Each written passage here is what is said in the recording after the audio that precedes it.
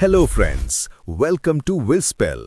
आज हम डिकोड करेंगे इंडियन कॉन्स्टिट्यूशन के सबसे पावरफुल चैप्टर को, chapter 2, rights in the Indian constitution. सोचिए, अगर सरकार या पुलिस आपको बिना किसी वजह के अरेस्ट कर ले तो आपके पास बचने का क्या रास्ता है?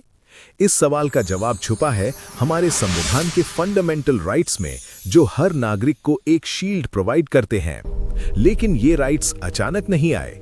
1928 में ही मोतीलाल नेहरू कमेटी ने एक बिल ऑफ राइट्स की मांग की थी।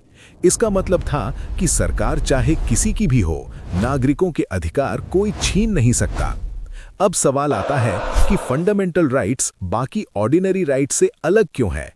ऑर्डिनरी राइट्स को बदलने के लिए सिर्फ एक आम कानून काफी है, लेकिन फंडामेंटल राइट्स को बदलने के लिए कॉन्स्टिट्यूशन में अमेंडमेंट करना पड़ता है, जो इतना आसान नहीं है।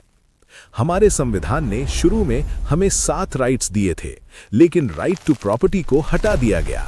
आज हमारे पास 6 फंडामेंटल राइट्स हैं, जो डेमोक्रेसी की नींव है। सबसे पहला है राइट टू इक्वालिटी, जो आर्टिकल 1418 है। इसका मतलब है कि कानून की नजर में सब बराबर है, चाहे वो प्रधानमंत्री हो या एक आम किसान। जाति, धर्म या जेंडर के आधार पर भेदभाव करना सख्त मना है। इसी के अंदर आता है article 21, right to life and personal liberty. ये इतना पावरफुल है कि इमरजेंसी के दौरान भी सरकार इसे आपसे छीन नहीं सकती।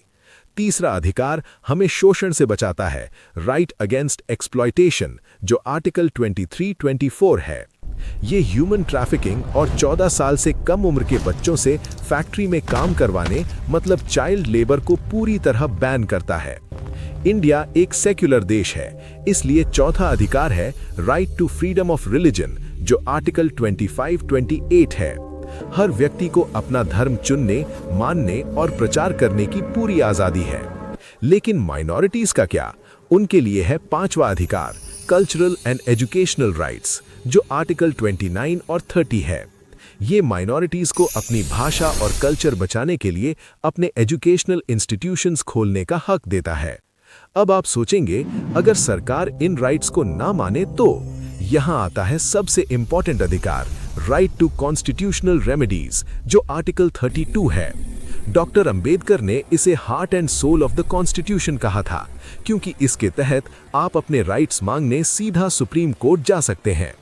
सुप्रीम कोर्ट आपके राइट्स बचाने के लिए स्पेशल ऑर्डर्स इशू करता है, जिन्हें रिट्स कहते हैं, जैसे हेबियस कॉर्पस और मैंडेबस। राइट्स के अलावा कॉन्स्टिट्यूशन में सरकारों के लिए कुछ गाइडलाइंस भी हैं, जिन्हें directive principles of state policy, मतलब DPSP कहते हैं। ये कोर्ट में एनफोर्सेबल नहीं है, लेकिन एक कल्याणकारी समाज, मतलब वेलफेयर सोसाइटी बनाने के लिए जरूरी है। और आखिर में, जहां राइट्स हैं वहां जिम्मेदारी भी है। 1976 में 42nd अमेंडमेंट के द्वारा फंडामेंटल ड्यूटीज को जोड़ा गया, जो हमें देश के प्रति हमारे कर्तव्य याद दिलाते हैं। तो ये था हमारे कॉन्स्टिट्यूशन के राइट्स का एक फैक्चुअल ओवरव्यू। अगर आपको ये एक्सप्लेनेशन क्लियर और इंफॉर्मेटिव लगा तो विस्पेल को सब्सक्राइब करें।